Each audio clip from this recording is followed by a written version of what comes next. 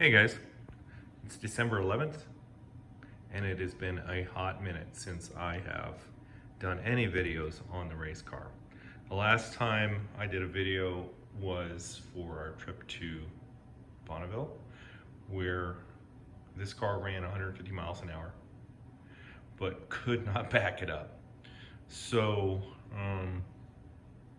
my brother and I said we will accomplish this goal no matter how much it costs, and have to, even if it means tearing down the whole car, rebuilding it from the ground floor and making this car do 150 miles an hour 2 times so I can get my hat. This will be the most expensive frigging hat in all of history. It will be tens of thousands of dollars, and I'll show you the parts that we're gonna put on the car in order to make this pig do 150 miles an hour 2 times at Bonneville Salt Flats in 2022. So here we go. I'll show you the parts that we're going to use to make it go 150 miles an hour. Okay, this is an iron head 350. The bottom end is all forged. It's got a Edelbrock RPM air gap intake manifold. So, you know, it has some pretty good parts on it, but you know, if you've looked through the channel, looked through the videos, we put it on the dyno, and at the wheel, the car was only doing 280 horsepower, which is fine, but it will barely get it to 150. As you've seen, only did it once, and it was just, you know, a heartbeat away from backing up the 150 run. So at Bonneville, you know, we got to do it twice, otherwise it doesn't count. So number 1 on the list to get this engine more horsepower, to push it, push, pull, or drag across the timing light at 150 miles an hour. You know, my thought was we have to put some cylinder heads on it. So what we did is got some AFR cylinder heads for this car, for this engine, and you can see comp cams. It's new cam. We're going to use a hydraulic roller cam in this engine this time. Talking to the machinist, we're estimating, he was estimating around 500 horsepower, and that's a gross horsepower number. I think that's a bit ambitious, but you know, 425 to 450 is pretty good. It's a gross horsepower number, or I should say, you know, at the crank horsepower number. But you know, going from taking in and grossing up a 280 wheel horsepower number to a crank, you know, horsepower number, it's probably, with a manual transmission, you're probably losing 15 to 18%, you know, maybe. So that puts the engine, this engine in this current configuration at a, you know, rough numbers, 330 to 350 horsepower. Now this engine is an LT1 copy or a clone. I used LT1 small block cylinder heads on it, and the LT1 is rated around 375. I did not make 375 on this engine in the current configuration. Could have been because of induction and so forth, carburation and all the rest. So gosh, you just never know. Could be the headers, because, you know, and because those are engine 5/8, I could have used engine 7/8, and on and on and on. All of it adds up to, I couldn't make 375 in this engine, but you know, with these particular cylinder heads, we're gonna make enough. So at 280 wheel and 350 net at the crank, moving up to 450, I guess, at the crank, we should be able to pull off our 150 mile an hour goal here.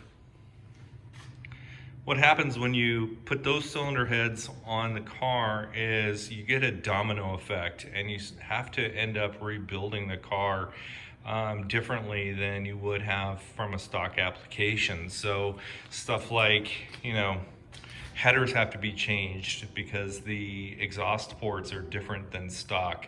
You have to use a larger header than 1.5/8. You have to go to 1.75, 1.7/8, so forth. And then you can't use the manual clutch pedal linkage because they don't build headers for that. So, you know, I think you can get the gist of what I'm saying here is that you end up with a domino effect and rebuilding the car from ground floor basically. So, you know, I was never really happy with the way the panels fit on the car, the fenders and the hood, etc. I always knew that the subframe was not aligned. It has a huge dent in the underside of the subframe, even though the car tracked really well and steered really well, has great suspension and all the rest. It has that huge dent in there. Subframe is not aligned, and I just wanted to be right and have the panels gapped correctly. So I tore the whole front end of the car off. I went to Camaro Sean in Tri-Cities, Washington, picked up another subframe, found that the front bumper here that rides right there was all smashed up, all tweaked up. So I got a bumper impact bar from Camaro Sean as well. Went down there last weekend and picked up the parts. He gave me a really good price. So if you need Camaro parts, go see Camaro Sean in the Tri-Cities. So, you know, back to the whole domino effect. You know, you have to not only rebuild the whole engine, but you have to rebuild other parts. Let me show you what I got here. So these are just absolutely beautiful. I got them from Summit Racing. These are 1/6 ratio rockers and very trick. Love it. They're made out of stainless steel. Very nice. Another part I got for the car was this kit that converts the manual clutch engagement to hydraulic. Here's the hydraulic throwout bearing, and there's the reservoir, and there's the master cylinder, clutch master, and so forth. So it's pretty cool. But this all goes back to the most expensive hat in the world, because that shit ain't cheap. Speed is not cheap. Let's talk about the camshaft here for a second. Comp cams. Here is the number, and when you take this valve lift is at a 1:5 ratio. This is stock ratio rockers, and if you do the math with a 1/6 ratio rockers, which those Summit rockers are 1.6, you end up with a 600 lifted exhaust, which is pretty big lift for a little small block. So that's where you're getting 450 horsepower.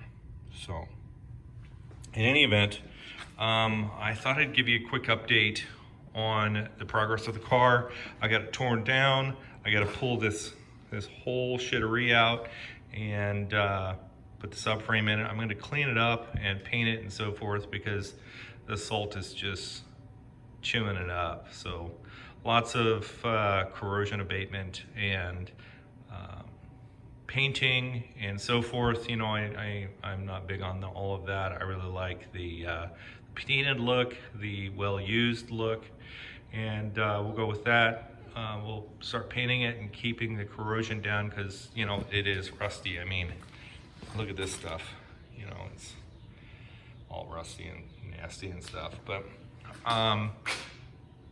we ultimately want to have this as a kind of, you know, a bit of a cruiser. We want to be able to drive it, so we're going to put seats in it and, you know, stuff like that. I'm going to do other stuff to it as well. Probably do battery relocation into the trunk. And then I'm thinking I'm going to put a fiberglass hood on it, just so that it's easier to work on, and just do a one-man lift off instead of having to ask for help to pull the hood off if I need to pull the hood. So that's about it. And yeah, that's about it for the weekend. And I will work a bunch on this and then give you guys another update. See ya. Bye.